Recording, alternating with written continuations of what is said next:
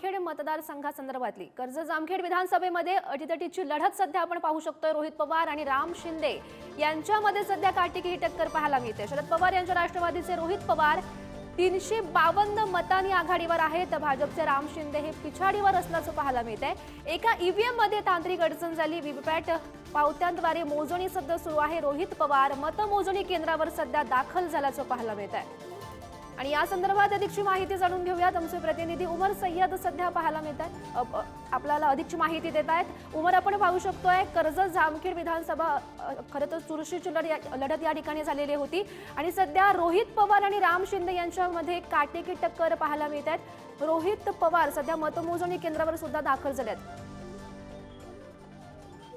नक्की श्रद्धा, रोहित पवार सध्या मतमोजणी केंद्रावरती दाखल झालेले आहे।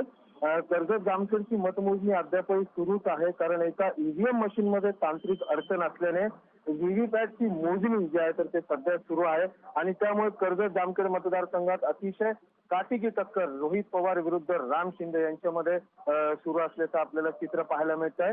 कर्जत जामखेड मतदारसंघामध्ये एकूण 26 फेऱ्या होत्या आणि 26व्या फेरी अखेर रोहित पवारांना 371 मतांची आघाडी देखील मिळाली होती। मात्र एका मशीन मध्ये 26व्या फेरीमध्ये मधल्या एका मशीन मध्ये तांत्रिक अडचण आली आणि त्यामुळे व्हीव्हीपॅटची मोजणी जी आहे तर ते आता प्रशासनाच्या वतीने सुरू करण्यात आलेली आहे।